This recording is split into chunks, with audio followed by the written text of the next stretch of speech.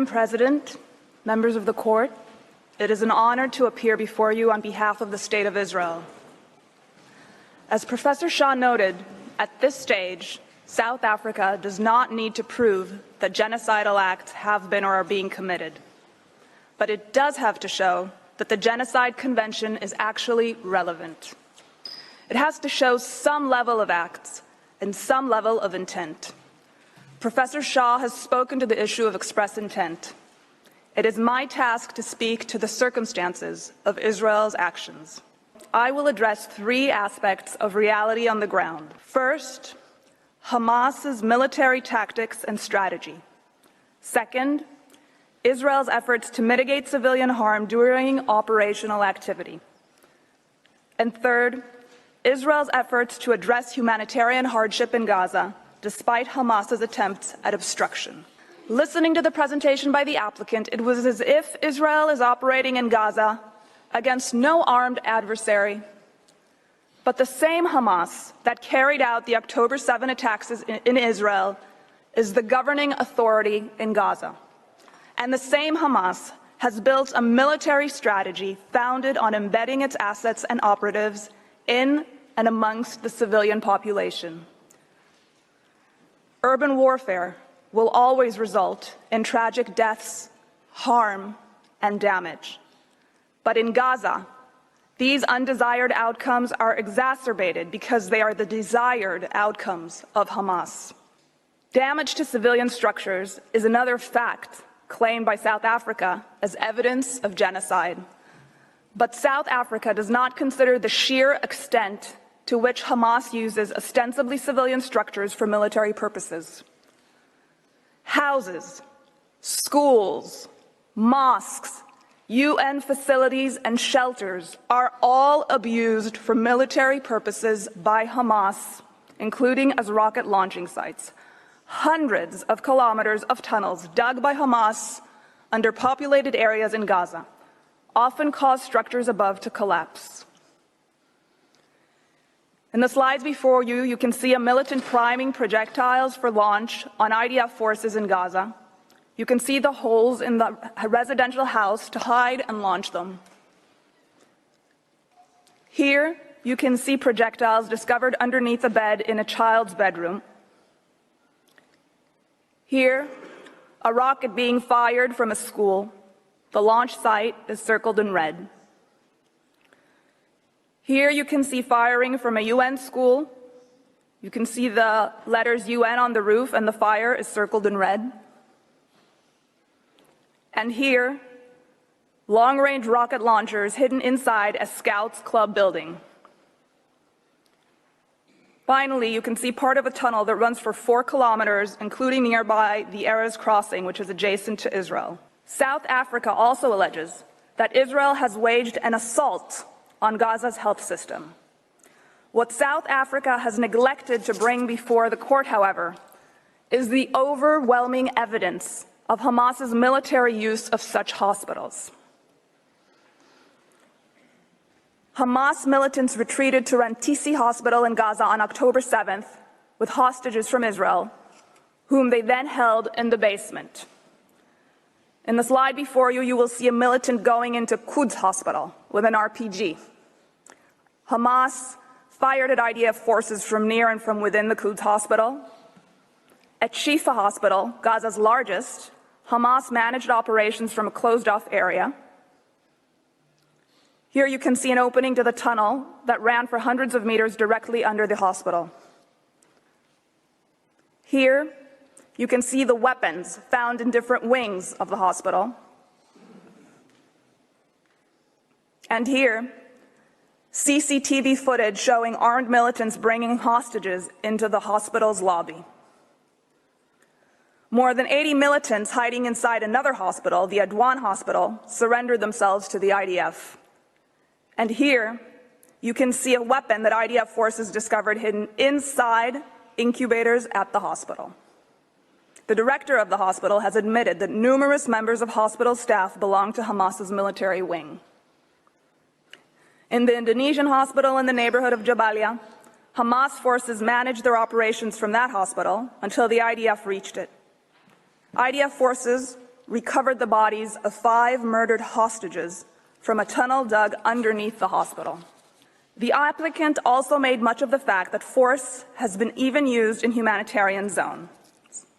What the applicant neglected to inform the court, however, was that Hamas has, in its contempt for Palestinian civil life, regularly and deliberately fired from such zones, turning areas of relief into zones of conflict. Here before you, you can see one example of a launch site adjacent to the humanitarian zone,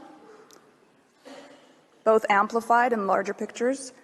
And in the next slide, you can see evidence of a rocket launched from next to Gaza's water desalination facility. I now would like to address briefly the second issue, Israel's efforts at mitigation of civilian harm. The IDF maintains a civilian harm mitigation unit to undertake this task. It works full-time to provide advance notice of areas in which the IDF intends to intensify its activities, coordinate travel routes for civilians, and secure these routes. This unit has developed a detailed map so that specific areas can be temporarily evacuated instead of evacuating entire areas. On the slide before you, you can see that map divided into areas, as well as a screenshot of a video explaining the system in Arabic so civilians may understand it. The IDF also enacts localized pauses in its operations to allow civilians to move. It does this even though Hamas does not agree to do the same, and has even attacked IDF forces securing humanitarian corridors. My third topic, with respect to the humanitarian situation. Despite Israel's efforts to mitigate harm, there is no question that many civilians in Gaza are suffering as a result of the war that Hamas began. While Israel is seeking to minimize civilian harm, Hamas is doing everything in its power to use the civilian population and civilian infrastructure for its own protection, thwarting humanitarian efforts aimed at alleviating the distress of the civilian population. It is Kogat that mans and operates the crossings between Israel and Gaza. This includes the Erez crossing, through which prior to October 7, almost 20,000 Gazans passed through into Israel daily for work. South Africa showed a map yesterday, with the Erez crossing marked closed. What it failed to note is that the crossing was attacked on October 7th by Hamas, which murdered and kidnapped Kogat staff and caused significant damage. Here you can see some of that damage. Nevertheless, Kogat works around the clock to fulfill its role.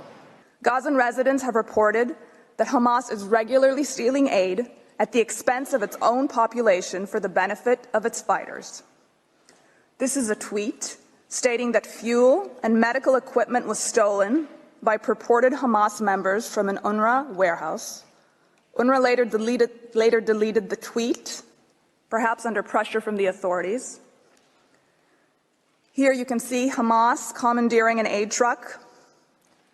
And here is another example. Because Hamas for years has used aid consignments to smuggle weapons, security checks of all goods going into Gaza are required, as acknowledged by international humanitarian law.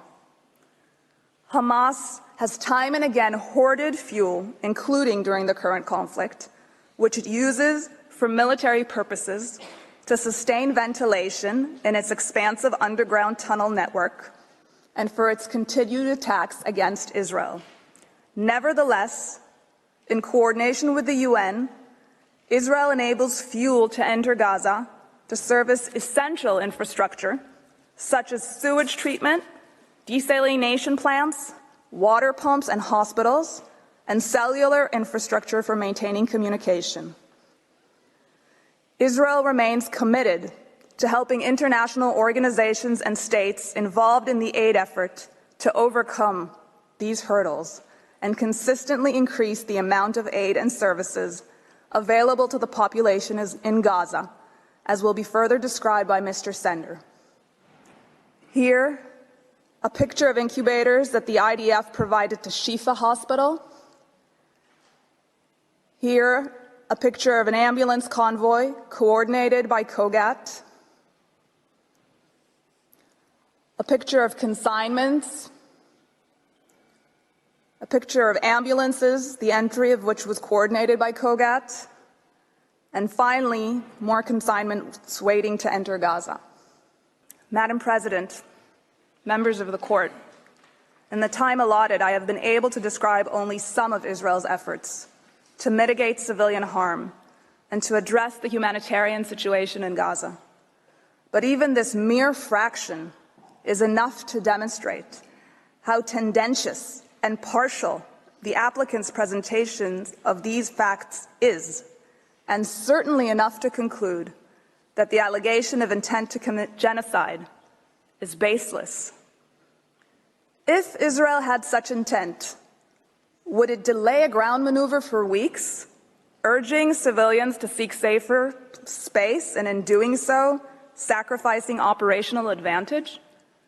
Would it invest massive resources to provide civilians details about where to go, when to go, how to go, to leave areas of fighting?